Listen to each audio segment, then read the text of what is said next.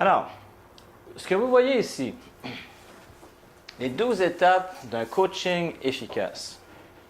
Ce que j'ai fait, j'ai rien inventé. J'ai fait la synthèse de ce qu'on voit souvent en PNL, de ce qu'on voit également avec des approches comme Anthony Robbins, qui a étudié avec, justement, beaucoup disent que Robbins, c'est le père du coaching. Il a étudié avec John Grinder, un des deux cofondateurs de la PNL. Et également, avec un modèle en coaching qu'on appelle Resolve, qui veut dire résoudre. Donc, j'ai pris finalement les éléments, parce que Robbins, par exemple, lui, c'est les 7 étapes pour créer un changement durable.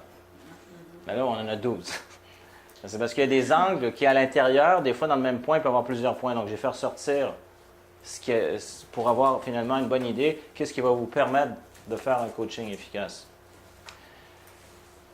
Première étape, ça vient du modèle Resolve, c'est d'accéder finalement à un état optimal. Parce que si vous coachez quelqu'un et, je ne sais pas, moi, vous êtes fatigué, qu'est-ce qui se passe?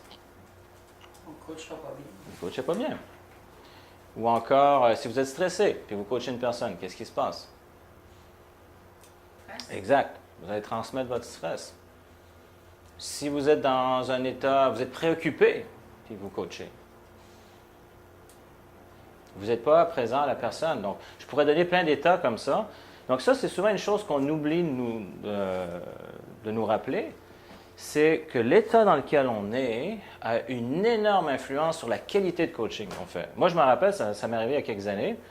Je n'avais pas suffisamment dormi et j'étais en train de coacher. Puis tout à coup, la personne me parlait, puis là, je réalisais que tout à coup, je pensais à d'autres choses. Puis là, je me ramenais. Puis tout à coup, mon esprit partait ailleurs. Donc, j'ai réussi à me ramener, mais c'était fatigant. Donc là, j'ai dit non, plus jamais. Quand je coach, je veux être dans un état optimal. Quand on est dedans, il y a une aisance, il y a une facilité, mais c'est au moment où, justement, on n'est pas dans cet état-là qu'on réalise, ah, OK, à quel point, justement, c'est comme si je comparais un moteur où il y a un bon entretien, il y a l'huile, tout fonctionne bien, on dirait qu'il n'y a aucun problème. C'est quand on commence à entendre des bruits, tout ça, OK. Alors, c'est justement, on ne veut pas attendre qu'il y ait toutes sortes de problèmes ou tout ça, c'est que vous fonctionnez, vous soyez à votre meilleur. Et c'est la raison pour laquelle on a inclus la partie développement personnel dans le programme de coaching.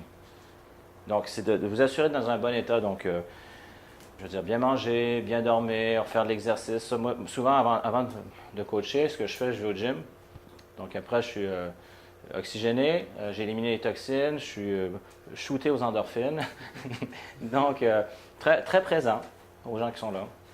Puis, je peux faire plusieurs heures comme ça, sans aucun problème. Donc, c'est de se mettre dans un état optimal.